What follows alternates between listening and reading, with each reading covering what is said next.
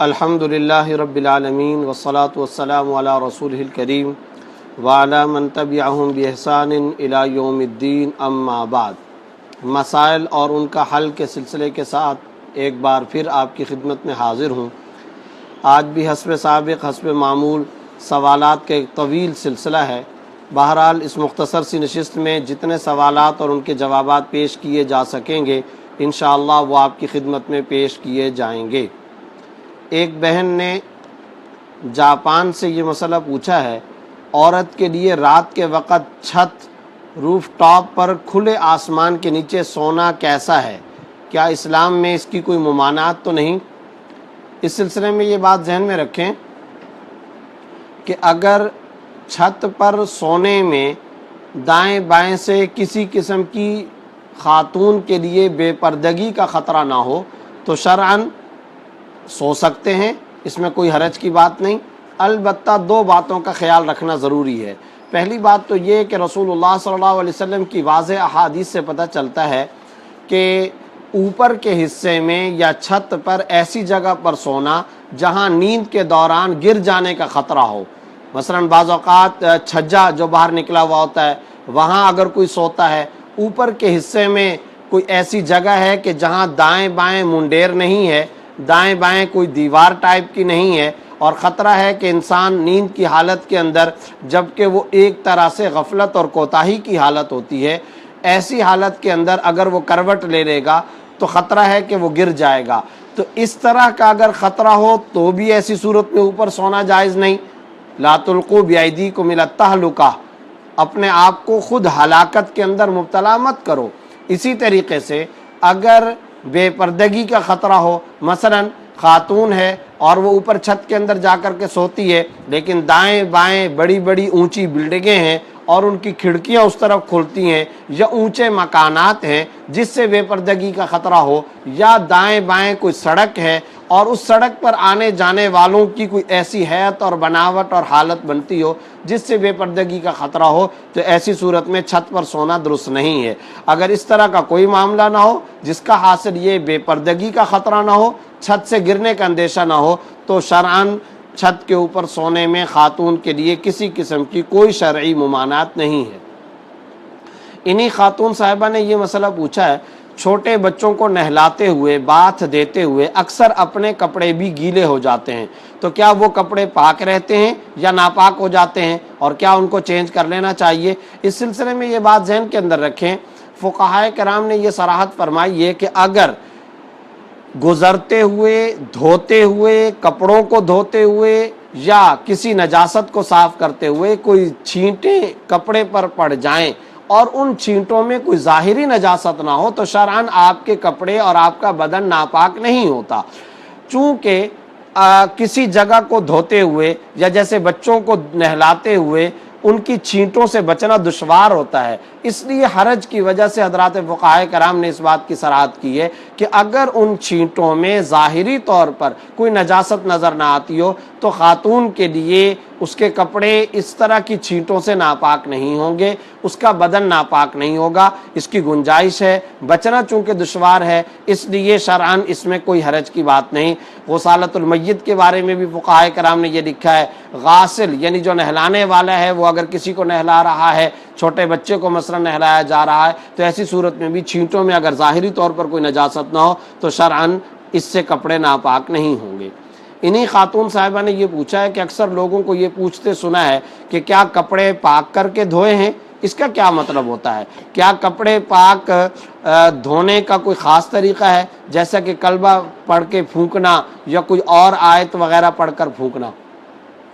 اس سلسلے میں یہ بات ذہن کے اندر رکھیں کہ ہمارے ہاں بعض اوقات خواتین اور خاص طور پر گھریلو خواتین، ہاؤس کے اندر کام کرنے والی جو خواتین ہیں یا دیہاتوں کی جو خواتین ہیں، ان کے ذہنوں میں ایک غلط فہمی ہے کہ کپڑوں کو دھوتے وقت کپڑے اس وقت تک پاک نہیں ہوں گے جب تک کہ کلمہ نہ پڑھا جائے یا کلمہ پڑھ کر پھونک نہ دیا جائے یا تیسرا کلمہ نہ پڑھا جائے یا کلمہ تجربہ نہ پڑھا جائے، تو شرعاً اس کی کوئی حیثیت نہیں ہے۔ کلمہ ویسے ہی پڑھنا ظاہر ہے کہ اجر و ثواب کا معاملہ ہے، اجر و ثواب کا حامل معاملہ ہے، ویسے ہی پڑھنا چاہیے، لیکن کپڑوں کے پاک کرنے کے لیے شرعاً کوئی ضروری نہیں ہے۔ یہ جو بات آپ نے سنی ہے کہ کیا کپڑے پاک کر کے دھوئے ہیں یا نہیں، اس کا مطلب یہ ہوتا ہے کہ بعض اوقات ایسی جگہوں پر کپڑے بھیجے جاتے ہیں کہ جس پر کیمیکل چھڑکا جاتا ہے یا پیٹرول کا اسپرے کیا جاتا ہے، بعض اوقات ڈرائی کلینر کی دکانوں کے اندر یہ معاملہ ہوتا ہے، اس سے کپڑے صاف تو ہو جاتے ہیں، میل کچیل تو چھٹ جاتا ہے، میل کچیل تو ختم ہو جاتا ہے، کپڑے بالکل چمکدار، بالکل صاف و شفاف ہو جاتے ہیں، مگر کپڑے پاک بھی ہوئے یا نہیں ہوئے یہ سوال اپنی جگہ برقرار رہتا ہے۔ لہٰذا اس کا جو صحیح طریقہ ہے وہ یہ کہ کپڑوں کو صاف الگ سے کرنے کا معاملہ اختیار کریں، اور اس بات کا بھی اہتمام کریں کہ کپڑے طاہر ہو جائیں، کپڑے پاک ہو جائیں، کپڑوں میں طہارت آ جائے، جس کا طریقہ یہ ہے کہ اگر آپ نے سارے کپڑوں کو ملا کر کے دھویا ہے، یعنی ناپاک کپڑے بھی ہیں پاک کپڑے بھی ہیں، تو پھر اب ان کپڑوں کو علیحدہ سے پاک کپڑے کے اندر دھونا ضروری ہوگا۔ جب آپ علیحدہ سے ان کو پاک کپڑے اور پاک پانی کے اندر دھوئیں گے تو اس طریقے سے آپ کے کپڑے پاک ہو جائیں گے۔ جب تک آپ علیحدہ سے ان کو نہیں دھوئیں گے، مخلوط کر کے آپ نے رکھا ہوگا ناپاک اور پاک کپڑے، تو اس طریقے سے یہ کپڑے پاک نہیں ہوں گے۔ ایک صاحب نے یہ پوچھا ہے، بلکہ سعدیہ کوہاما صاحبہ نے جاپان سے یہ پوچھا ہے کہ اسلامی اخبارات بہت زیادہ تعداد میں جمع ہو گئے ہیں، اب ان کا کیا کیا جائے؟ یاد رکھیے کہ مقدس اوراق کے بارے میں شریعت کا قانون یہ ہے کہ ان کو محفوظ کپڑوں کے اندر لپیٹ کر کسی جگہ پر دفن کر دیا جائے، یا تو دفن کرنے کا اہتمام کیا جائے، اور اگر دفن نہیں کر سکتے، اگر یہ اوراق یہ مقدس ورقے دھل سکتے ہیں تو ان کو دھو کر ان کا پانی کسی کنویں یا ٹینکی وغیرہ کے اندر شامل کر دیا جائے۔ اور اگر یہ دونوں کام ممکن نہ ہو تو پھر ایک اور طریقہ یہ ہے کہ کسی وزنی پتھر کے ساتھ کاٹن کے اندر، کسی بڑی بوری کے اندر، کسی بڑے کپڑے کے اندر کوئی وزنی پتھر رکھ کر کے ان اوراق کو اس کے اندر رکھا جائے، اور سمندر کے اندر جا کر کے یہ اوراق آپ رکھ لیں۔ اس طریقے سے یہ کپڑے بھی آپ کا معاملہ بھی شرعاً جائز ہو جائے گا، اور اس طریقے سے آپ اس گناہ سے بری ذمہ ہو سکتے ہیں۔ ایک سوال یہ پوچھا گیا ہے، واش بیسن پر کھڑے ہو کر وضو کرنے سے کیا وضو ہو جاتا ہے؟ جی ہاں، بیسن میں بھی وضو کرنے سے وضو کرنا جائز ہے، البتہ بعض جدید فقہا فرماتے ہیں کہ خلاف ادب ہے۔ خلاف ادب کیوں؟ اس کے اندر کئی وجوہات ہوتی ہیں۔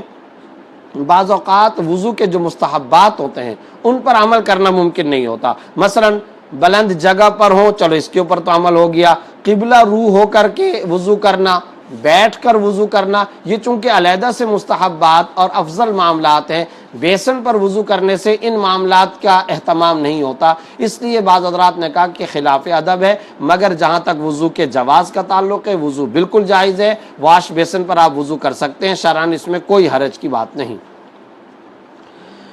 اگر وتر تہجد کے ساتھ پڑھے جائیں تو وتر کے بعد والے نفل کب ادا کریں؟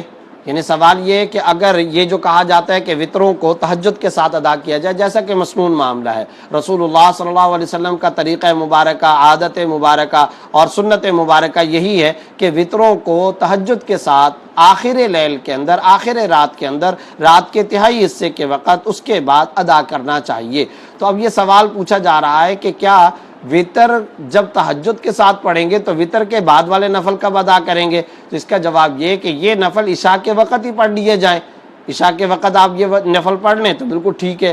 اور ایک بات ذہن کے اندر رکھیں، جو شخص تہجد میں اٹھنے کا عادی نہ ہو، یا جس کے بارے میں اس بات کا خطرہ ہو کہ وہ رات کے آخری حصے میں نہیں جاگ سکے گا، اس کے بارے میں بہتر یہی ہے اور اسی کا مشورہ دیا جاتا ہے کہ وہ عشاء کی سنتوں اور نفلوں کے بعد ہی وتر ادا کر لیں، اس لیے کہ انتظامی طور پر اگر یہ وتر مؤخر کرے گا اور تہجد کے وقت کے ساتھ وتر ادا کرے گا اور اس بات کا خطرہ ہو کہ وتر ہی اس سے چھوٹ جائیں گے اور یہ رات کی آخر حصے کے اندر نیند سے ہی بیدار نہیں ہوگا، تو ظاہر ہے کہ یہ تو بہت بڑا گھاٹا ہے، خسارے کا معاملہ ہے۔ اس لیے معاملہ یہی ہے، اگر تہجد کے وقت اٹھنے کی عادت ہو تو وتر کو مؤخر کرنے چاہیے۔ جہاں تک نفلوں کا تعلق ہے وہ آپ عشاء کے وقت میں بھی پڑھ سکتے ہیں، عشاء کی سنن اور نوافل کے بعد بھی، اور پھر تہجد کے بعد، تہجد کے وقت میں بھی آپ وہ نوافل پڑھ سکتے ہیں، اس میں کوئی حرج کی بات نہیں۔ ایک سوال یہ پوچھا گیا ہے کہ بالوں کو اکٹھا کر کے جوڑوں کی شکل دینے کی شرعی حیثیت کیا ہے؟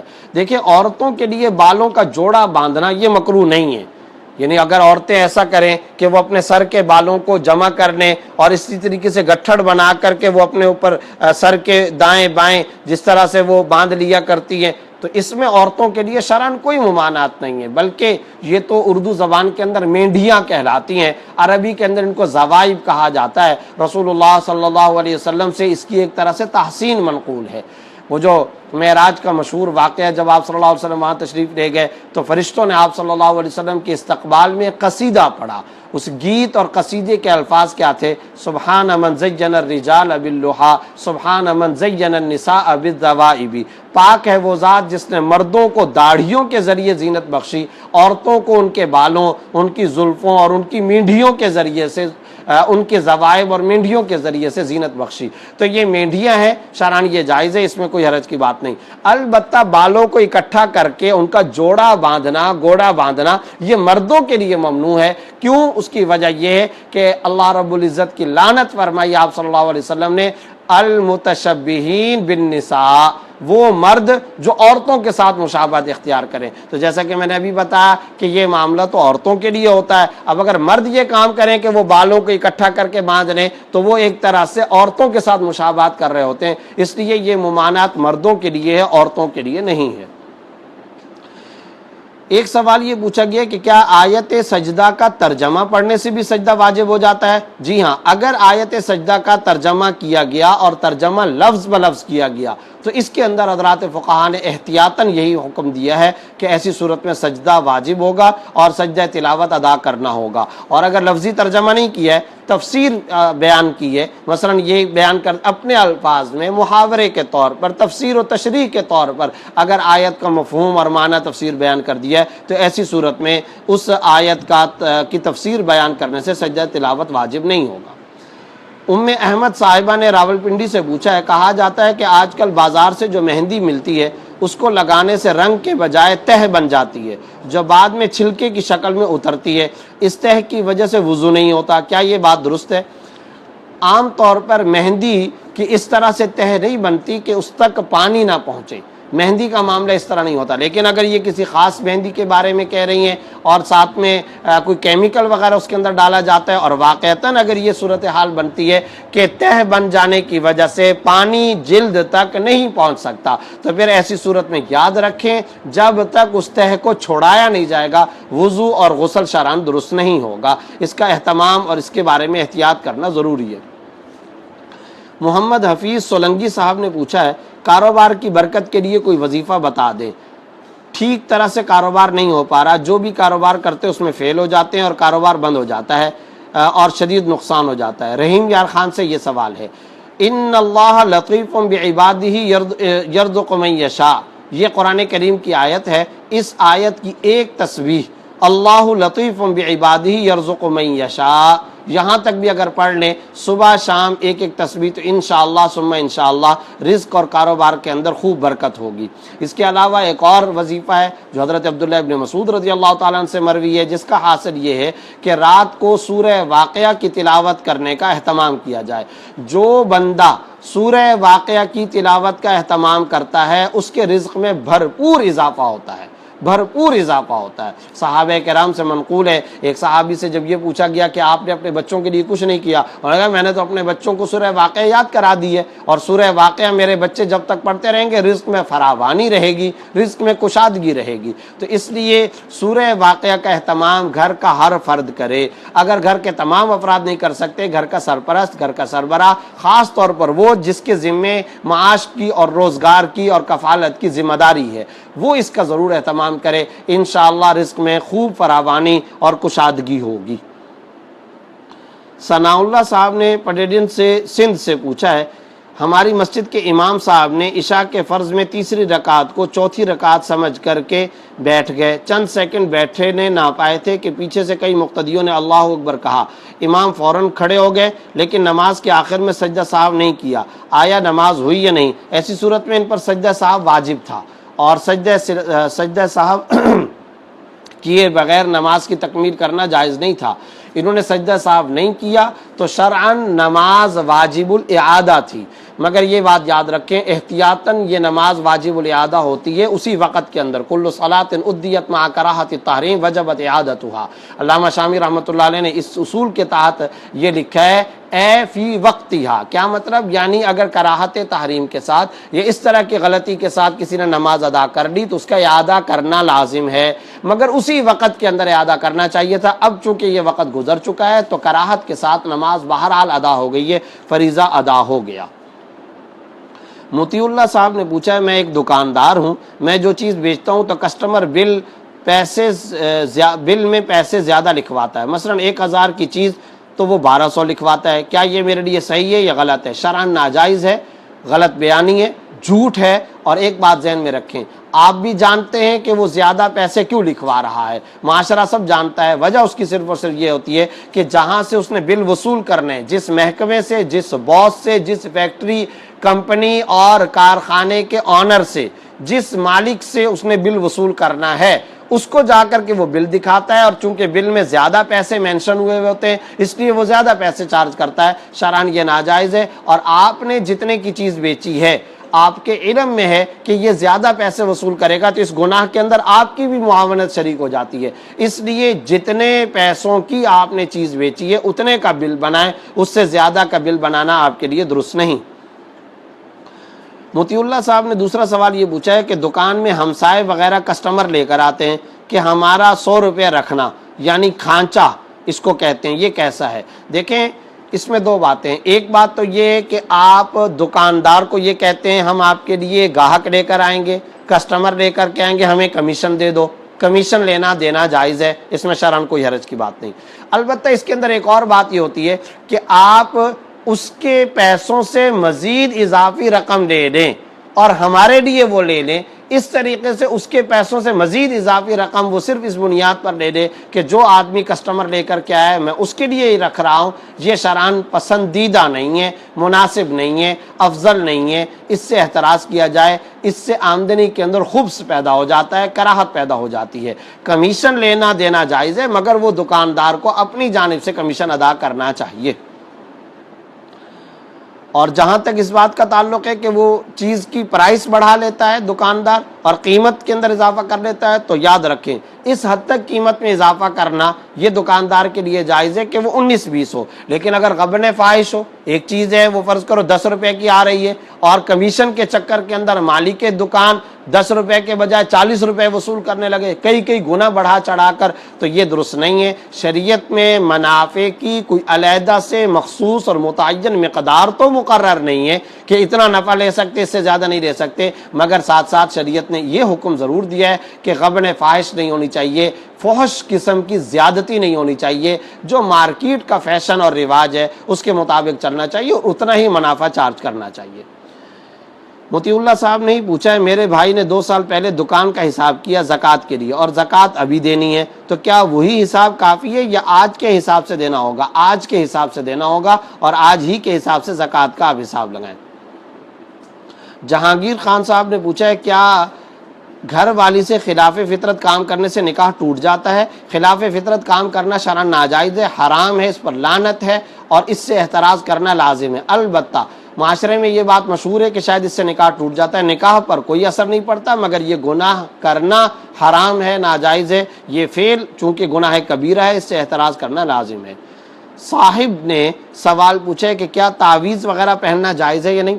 اس سلسلے میں مسئلے میں تھوڑی سی تفصیل ہے اور وہ سمجھ لیں۔ دیکھیں احادیث 2 طرح کی ہیں، بعض احادیث کے اندر تعویذ تمائم کا لٹکانا استعمال کرنا ناجائز قرار دیا گیا اور بعض احادیث کے اندر اس کی اجازت دی گئی ہے۔ اب 2 طرح کی احادیث آتی ہیں، حضرات فقہاء نے، حضرات شراح اور محدثین کرام نے ان دونوں قسم کی احادیث کو سامنے رکھتے ہوئے تجزیہ یہ پیش کیا ہے کہ خود صحیح مسلم کی ایک حدیث میں آپ صلی اللہ علیہ وسلم نے ایک حدیث میں فیصلہ کن فتویٰ عطا فرما دیا، اور وہ کیا؟ لا بأس بالرقیٰ ما لم یکن فیہ شرکن، اس رقیہ اس تعویذ گنڈے میں کوئی حرج کی بات نہیں جب تک کہ اس کے اندر کوئی شرکیہ کلمہ نہ ہو۔ لہٰذا اس کی تشریح میں حضرات فقہاء کرام نے جو فتویٰ بیان کیا ہے، جو اصول اور جو قانون شریعت بیان کیا، وہ یہ ہے کہ اگر نامعلوم معنی والے الفاظ موجود ہوں یا تعویذ کو مؤثر سمجھا جا رہا ہو یا اس تعویذ کے اندر کوئی شرکیہ کلمہ ہو یا اس تعویذ کے اندر کوئی ایسے مبہم قسم کے الفاظ ہوں کہ جن مبہم قسم کے الفاظ کا کوئی ترجمہ، کوئی معنی، کوئی مفہوم نہیں بنتا، تو پھر یاد رکھیں اس طرح کے تعویذ اختیار کرنا، پہنانا شرعاً ناجائز ہے۔ لیکن اگر اس طرح کا کوئی معاملہ نہیں ہے، جو الفاظ ہیں وہ قرآن کریم کی آیات پر مشتمل ہیں، معصور الفاظ ہیں، منقول الفاظ ہیں، احادیث کے اندر مذکور الفاظ آپ احادیث کے اندر جو کہ آئے ہیں ان کو اگر آپ ذکر کرتے ہیں تو شرعاً یہ جائز ہے، اور تعویذ کو مؤثر حقیقی بھی نہیں سمجھا جاتا، اسباب کے درجے کے اندر اور دائرے کے اندر رکھا جائے، اس طرح کے تعویذ کو اختیار کرنے میں شرعاً کوئی حرج کی بات نہیں۔ البتہ چلتے چلتے ایک خوبصورت بات جو خود صحیح مسلم کی ایک حدیث کے اندر آپ صلی اللہ علیہ وسلم نے بیان فرما دی، آپ صلی اللہ علیہ وسلم کی ساری احادیث، ساری ہی باتیں انتہائی جوامع الکلم ہوا کرتی ہیں اور ساری ہی حسین اور خوبصورت ہوا کرتی ہیں، مگر تعویذ سے متعلق ایک بات مجھے یاد آ گئی تو میں ذکر کر دوں۔ ایک بار آپ صلی اللہ علیہ وسلم صحابہ کی مجلس میں تشریف فرما ہے، اس دوران آپ صلی اللہ علیہ وسلم نے فرمایا کچھ افراد ایسے ہیں وہ 70,000 کی تعداد کے اندر ہوں گے، وہ بلا حساب کتاب جنت کے اندر داخل ہوں گے۔ اب وہ افراد کون سے ہیں؟ اب آگے آپ صلی اللہ علیہ وسلم نے ان کی صفت بیان کی، ہم الذین لا یسترقون وعلی ربہم یتوکلون، یہ وہ لوگ ہیں جو رقیہ، تعویذ، گنڈے، جھاڑ پھونک کے چکروں میں نہیں پڑتے، وعلی ربہم یتوکلون، اللہ پر توکل کا معاملہ اختیار کرتے ہیں، اللہ ہی سے مانگتے، اللہ ہی سے لو لگاتے ہیں اور اللہ پر توکل کا معاملہ کرتے ہیں، کوئی تعویذ، گنڈے، عاملوں، جھاڑ پھونک کے چکروں میں بالکل نہیں پڑتے۔ ایسے افراد بلا حساب کتاب جنت میں داخل ہوں گے۔ آپ صلی اللہ علیہ وسلم کی مجلس چل رہی ہے، اسی مجلس کے دوران ایک صحابی حضرت عکاشہ بن محسن رضی اللہ تعالیٰ عنہ وہ کھڑے ہوئے، یا رسول اللہ آپ دعا فرما دیں کہ میں انہی میں سے ہو جاؤں۔ آپ صلی اللہ علیہ وسلم نے فرمایا وَأَنْ، ایک صحابی نے جب دیکھا کہ واہ سبحان اللہ، کیا حسین مجلس اور کیا زبردست خوشخبری مل گئی، سبحان اللہ کیا حسین مجلس اور کیا زبردست خوشخبری مل گئی، اور آپ صلی اللہ علیہ وسلم نے حدیث بیان کر دی، اور ایک صحابی نے نقد بنقد اپنے آپ کو اس کا مصداق بنانے کے لیے درخواست پیش کر دی، عرضی قبول ہو گئی اور آپ صلی اللہ علیہ وسلم نے جنت کی خوشخبری دے دی۔ اب ایک اور صحابی کھڑے ہوئے، یا رسول اللہ میرے لیے بھی آپ دعا فرما دیں۔ اب آپ صلی اللہ علیہ وسلم نے فرمایا سبقک بہا عکاشہ، بس وہ ایک گھڑی تھی، وہ ایک لمحہ تھا، تم سے عکاشہ سبقت لے گیا، عکاشہ سبقت لے گیا۔ کیا مطلب؟ بس وہ معاملہ ہو چکا، اب معاملہ یہ ہے کہ یہ صفات ہیں، جو یہ صفات اختیار کرے گا اللہ رب العزت انشاءاللہ ان کو جنت عطا فرمائیں گے۔ یہ فضیلت ہم سب کو حاصل کرنی چاہیے۔ جہاں تک شرعی اور فقہی اعتبار سے تعویذ کے حکم کا تعلق ہے وہ میں نے عرض کر دیا، اگر یہ شرائط پائی جائیں تو شرعاً تعویذ اختیار کرنا جائز ہے۔ ایک صاحب نے یہ پوچھا ہے کہ آج جادو کے اثرات کسی کے اولاد یا کسی کی شادی میں رکاوٹ بن سکتے ہیں؟ جی ہاں، رکاوٹ بن سکتے ہیں، مگر یہ ذہن میں رکھیں جادو کے اثرات تقدیر پر غالب نہیں ہوتے۔ جیسے بہت سارے اسباب ہوتے ہیں ان میں سے ایک سبب یہ بھی ہے، مثلا اس کی میں مثال آپ کو سمجھاتا ہوں۔ مثال اس کی یہ ہے کہ بخار کیسے آتا ہے؟ اللہ کے حکم سے۔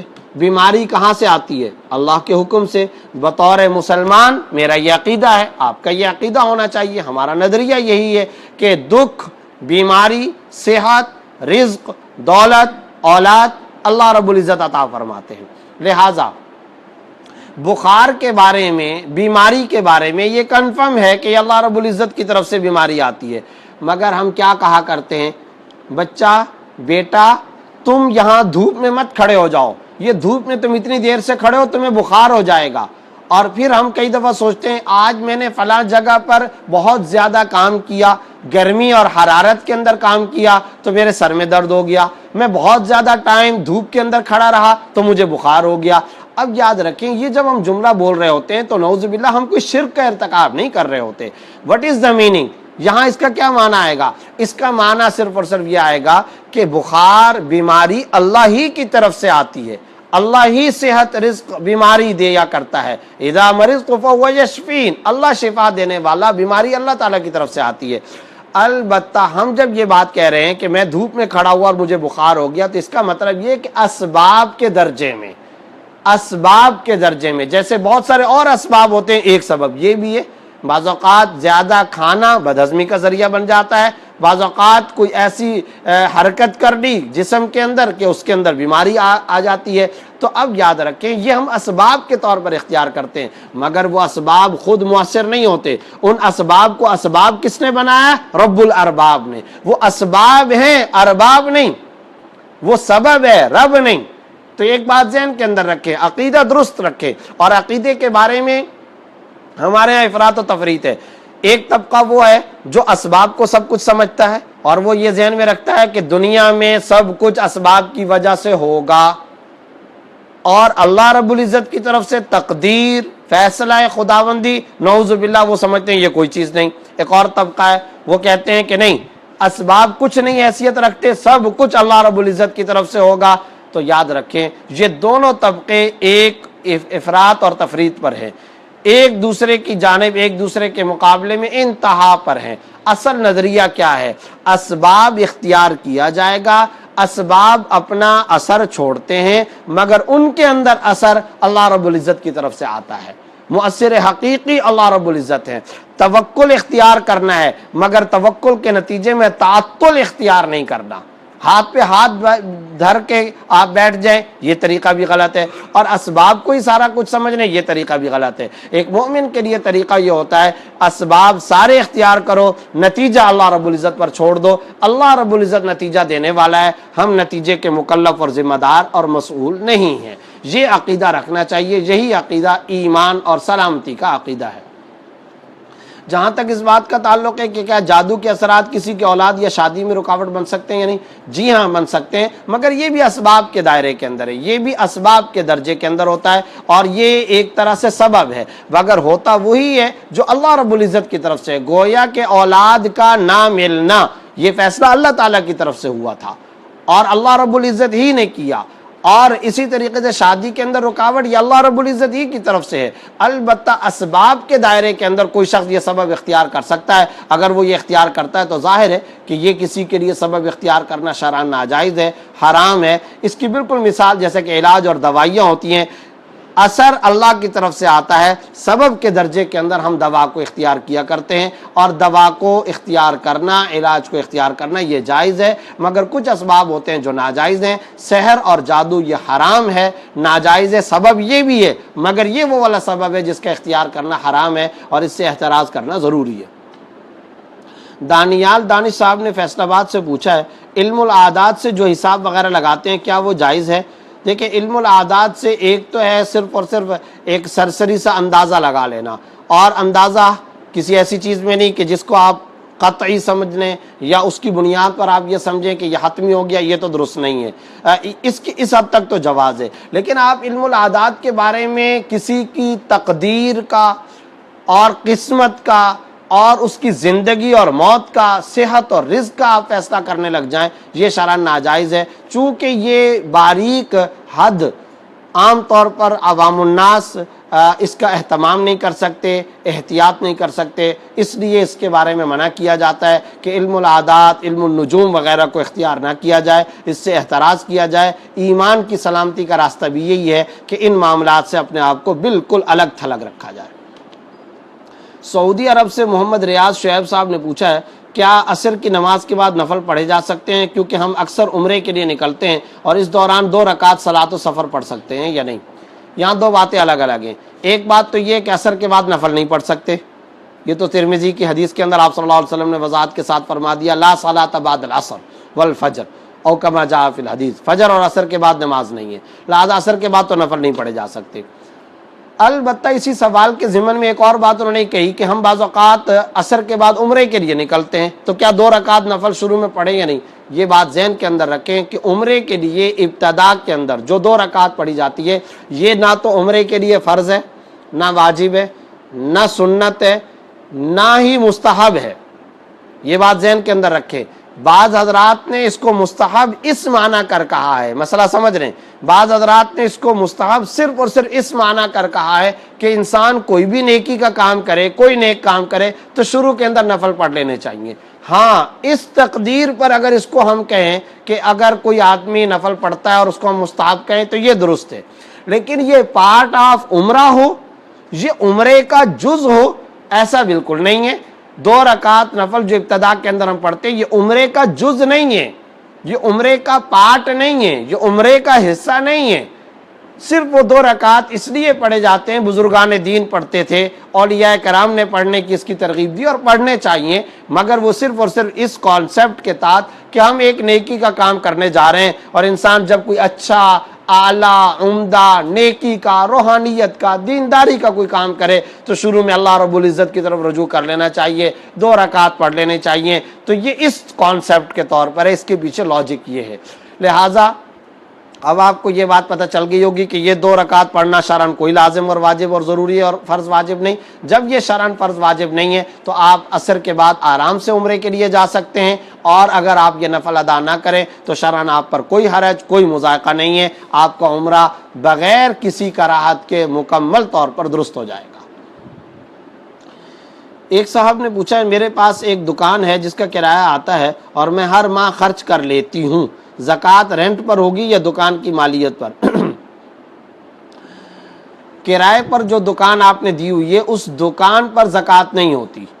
مکان یا دکان کرائے پر آپ نے دیا ہوا ہے تو دکان مکان کی مالیت پر کوئی زکوٰۃ نہیں ہے, کرائے پر زکوٰۃ ہے. اور کرائے پر بھی زکوٰۃ ہونے کا کیا مطلب ہے؟ کرایہ آیا, آپ نے اس کو کھا پی لیا, استعمال کر لیا تو بس ٹھیک ہے, جب وہ خرچ ہو گیا تو ختم ہو گیا.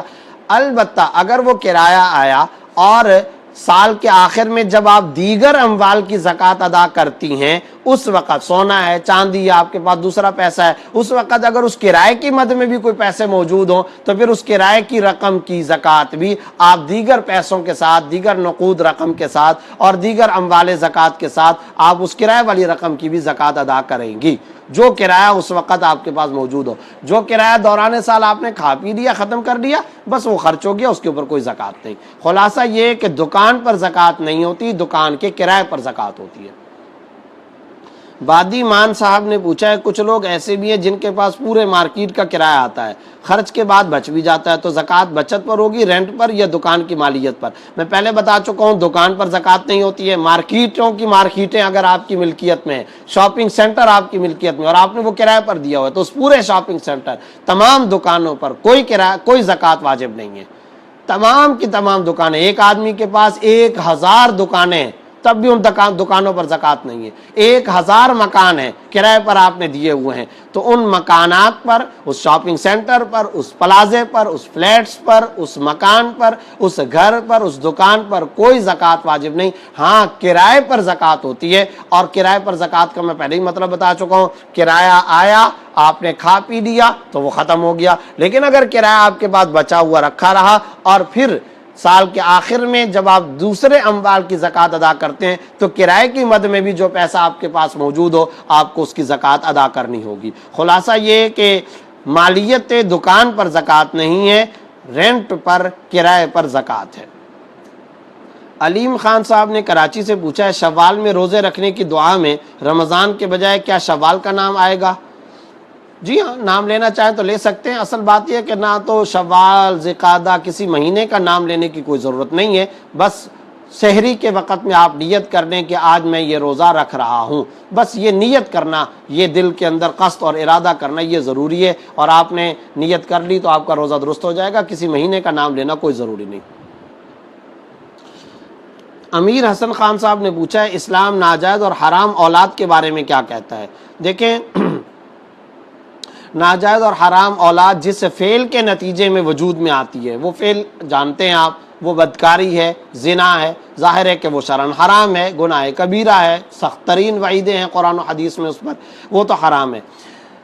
البتہ اس حرام فعل کے نتیجے میں اگر کوئی اولاد وجود میں آ گئی ہے جس کو کہ کہا جاتا ہے ولد الزنا, تو یہ بات ذہن کے اندر رکھیں, جب وہ بچہ وجود میں آیا, بچے میں روح آ گئی, بچہ پیدا ہو گیا, تو بچے کا کوئی قصور نہیں ہے.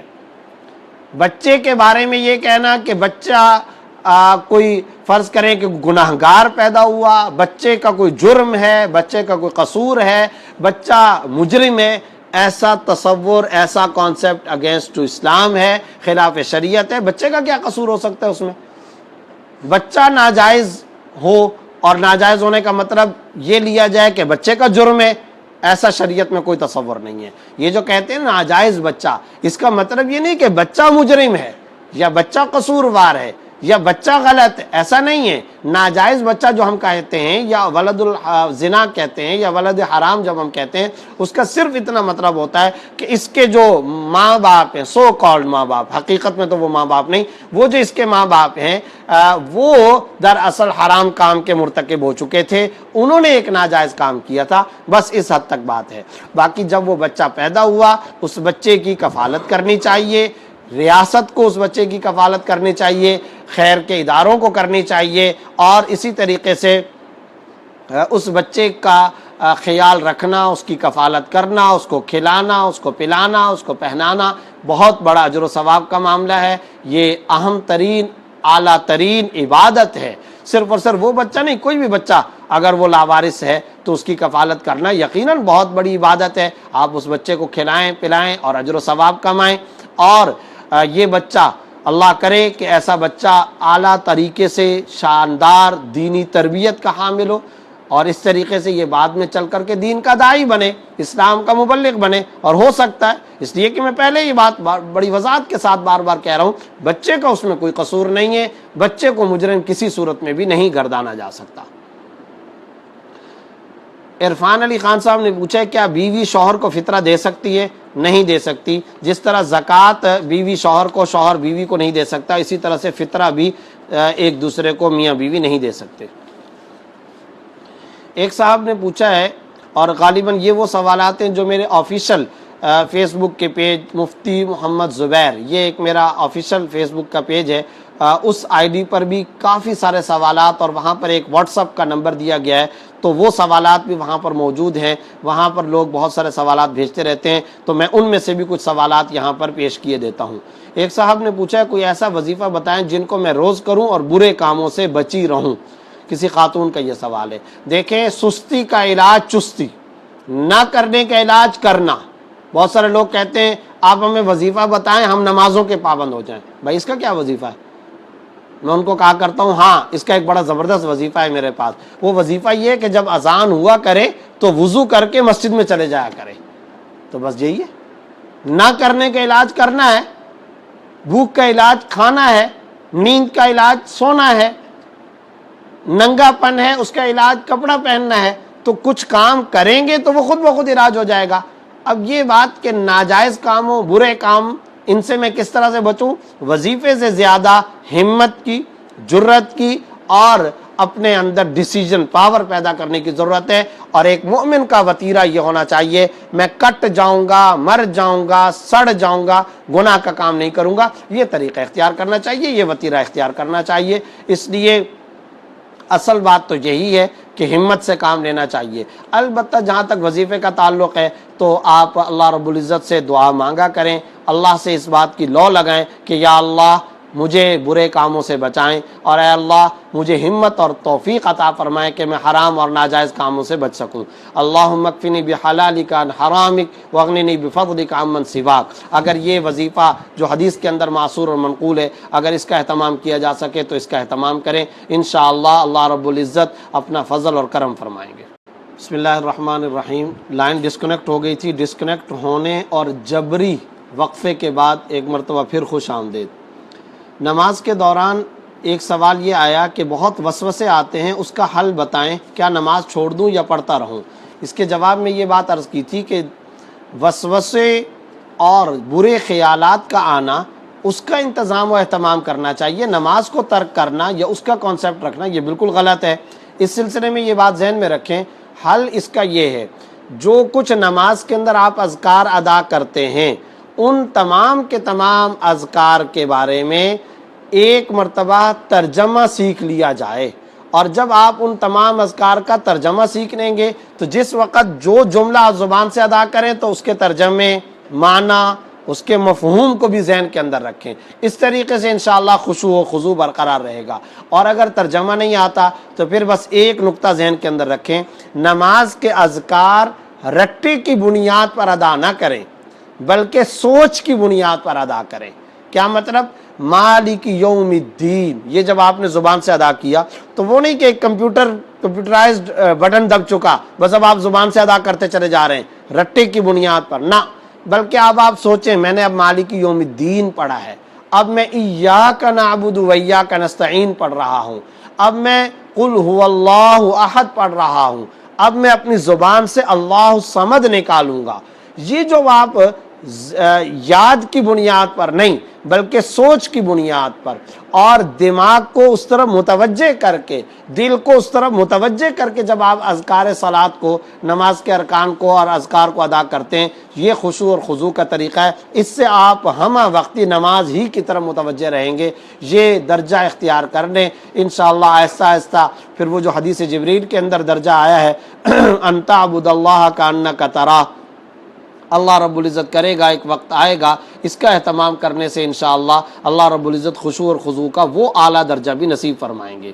ایک سوال یہ ہے کہ ہم علماء سے اسراف کے بارے میں سنتے ہیں اور پانی زیادہ استعمال کرنا بھی اسراف میں ہے، اگر اس وجہ سے زیادہ استعمال کریں کہ پلیدی دور ہو جائے تو کیا یہ بھی اسراف ہوگا؟ نہیں، ناجائز چیز، نجاست یا پلیتی کو دور کرنا ظاہر ہے کہ یہ تو اسراف میں شامل نہیں، لیکن اس کے اندر بھی کوئی اتنا زیادہ مبالغہ کرنا کہ فرض کریں کہ یہاں پر ایک نجاست لگی ہے اور آپ نے اس نجاست کو اس طریقے سے دھو لیا اور پانی کے ساتھ بہا دیا، اب وہ پاک صاف ہو گیا، پھر بھی آپ پانی ڈالتے چلے جائیں، مزید پانی ڈالتے چلے جائیں، ظاہر ہے کہ یہ طریقہ غلط ہے۔ اس طرح مبالغہ کرنا، زیادہ پانی استعمال کرنا اسراف ہے، فضول خرچی ہے، اس سے احتراز کرنا ضروری ہے۔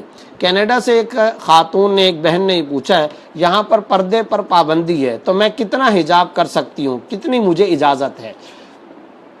دیکھیں، آپ صلی اللہ علیہ وسلم نے حدیث کے اندر فرمایا آخری دور میں دین پر چلنا ایسا ہوگا جیسے اپنے ہتھیلی پر انگارے کو لے کر کے رکھنا اور چلنا۔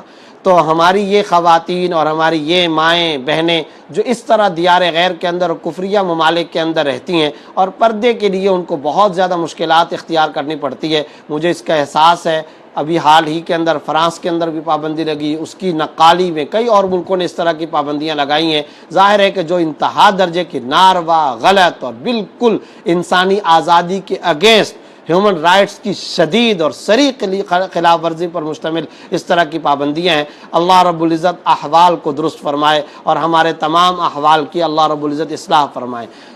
جہاں تک پردے کا تعلق ہے، آپ اسکارف پہن سکتی ہیں، بس اس کا اہتمام کریں۔ اس سلسلے میں اگر چہرہ آپ کو کھلا رکھنا پڑے تو مجبوری کے اندر، چونکہ اس کے علاوہ وہاں پر کوئی راستہ نہیں ہے، تو آپ چہرہ کھلا رکھ سکتی ہیں۔ البتہ سر کو ڈھانک کے رکھنا، سینہ اور اپنا باقی جسم مکمل طور پر ڈھانک کے رکھنا یہ ضروری ہے، اس کا اہتمام کریں۔ اس کا بھی اگر آپ نے اہتمام جاری رکھا تو انشاءاللہ اللہ رب العزت کے مواخذے سے آپ بچی رہیں گی۔ ایک صاحب نے پوچھا ہے، میں چائنا میں رہتا ہوں، یہاں ہم غیر مسلم سے کھانے کی چیز خریدتے ہیں، اس پر حلال لکھا ہوا ہوتا ہے، بعد میں پتہ چلتا ہے کہ وہ حلال نہیں، تو اس کا کیا حال ہے؟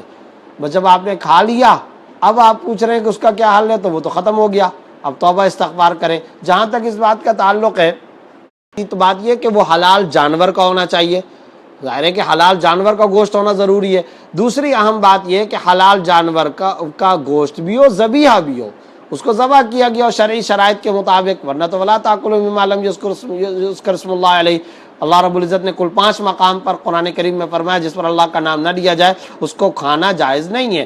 تو اس لیے صرف اور صرف حلال لکھا ہوا ہونا یہ کافی نہیں ہے، بلکہ اس کی مستند تحقیق کریں۔ خاص طور پر گوشت کا معاملہ ہو تو اس وقت تک اس کا کھانا جائز نہیں ہوگا جب تک کہ وہ باقاعدہ تصدیق شدہ، تحقیق شدہ نہ ہو۔ اور کئی سارے غیر مسلم ممالک کے اندر مسلم سکالرز اور مسلم تنظیموں، مسلم سینٹرز اور اسلامک سینٹرز کی باقاعدہ آرگنائزیشنز ہوتی ہیں، ان کی جماعتیں ہوتی ہیں جو حلال فوڈ کا، حلال میٹ کا اہتمام کرتی ہیں۔ جب تک ان کی تصدیق نہ ہو، مستند علماء کی تصدیق کے بغیر آپ گوشت استعمال نہیں کر سکتے۔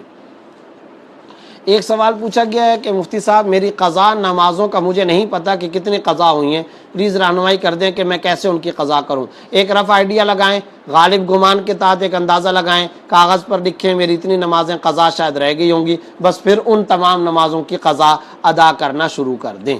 اور اس اندازہ لگانے کے اندر بھی زیادتی کا امکان ہو، کمی کا امکان نہ ہو۔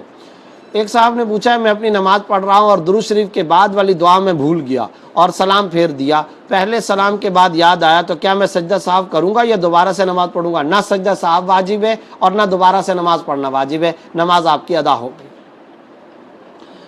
ایک صاحب نے پوچھا ہے جو لوگ کرسی پر مسجد میں نماز پڑھتے ہیں وہ صف کے درمیان میں آ کر کرسی رکھ لیتے ہیں، تو کیا ان کے بعد والوں کی نماز ہو جائے گی؟ اس بارے میں ذہن میں رکھیں کہ صف کے درمیان میں کرسی نہیں رکھنی چاہیے۔ تسویۃ الصفوف یعنی صفوں کو درست کرنا شرعاً انتہائی مؤکد اور لازمی معاملہ ہے۔ آپ صلی اللہ علیہ وسلم نے ساری زندگی جب بھی نماز پڑھائی مختلف قسم کے الفاظ ارشاد فرمائے جو صفوں کو درست کرنے کے حکم پر مشتمل تھے۔ سووا حاذو بین مناکبکم، اپنے کندھوں کو ملا کر کے کھڑے ہوں، اور سد الخلل، فرجے کو خلل کو ختم کر دو، درست صفیں کر لو، نماز کی صفوں کے اہتمام کرو۔ یہ مختلف قسم کے، اور 1400 سال سے حرمین شریفین میں یہ مسنون اعلان ہر نماز سے پہلے ادا کیا جا رہا ہے۔ تو صفوں کی درستگی کا غیر معمولی اہتمام کرنا ضروری ہے، اس کی بہت زیادہ تاکید آئی ہے۔ اس لیے صفوں کے درمیان کے اندر کرسی بچھا کر کے رکھنا یہ درست نہیں ہے، اس کے لیے یہ کام کرنا چاہیے کہ صف کے آخر کے اندر۔ البتہ اگر کسی نے صف کے درمیان میں بھی بچھا لی تو اگر پیچھے والی صف یا پیچھے والا مقتدی بہت زیادہ پیچھے نہیں ہو گیا اور پیچھے والی صف کے ساتھ سیدھی کے اندر اس نے نماز پڑھی ہے تو بہرحال نماز ادا ہو جائے گی، لیکن چونکہ یہ خلاف مشروع خلاف ادب طریقہ ہے، اس لیے کرسی والوں کو اس طریقے سے کرسیاں نہیں بچھانی چاہیے، صفوں کے آخر کے اندر ان کو کرسی بچھا کر کے نماز کا اہتمام کرنا چاہیے۔ محترم ناظرین و سامعین، اس وقت سوالات کا اور بھی بہت طویل سلسلہ ہے، اور آپ کمنٹس کے اندر بھی سوالات لکھتے ہیں۔ اس وقت میرے پاس بہت سارے سوالات وہ بھی آئے ہوئے ہیں جو کمنٹس کے اندر موجود ہیں۔ انشاءاللہ اگلی نشست میں بقیہ سوالات اور کمنٹس کے اندر آج کی نشست میں آپ نے جتنے سوالات بھیجے ہیں انشاءاللہ ان تمام کے جوابات کے ساتھ دوبارہ حاضر ہوں گے۔ تب تک کے لیے اجازت۔ السلام علیکم ورحمۃ اللہ وبرکاتہ۔